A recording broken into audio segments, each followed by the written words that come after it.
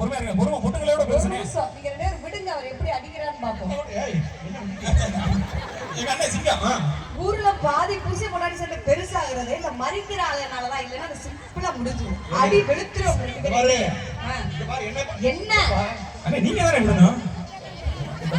என்ன நான் வரும்போதே உன்னை என்ன சொல்லி கூட்டி வந்தேன்? நங்கூரம் மாதிரி நான் விட்டு பேசணும். எது அதுதான் எது நங்கூரம் இல்ல, இது வந்து 7-8 வருஷம் ஆயிருச்சு. ஆமா, இந்நேரம் அந்த விஷயத்தை எல்லாருமே மறந்துருப்பாங்க. அண்ணன் எல்லாம் பேரோட சொல்றாரு, அட்ரஸே சொல்றாரு போல இருக்கு.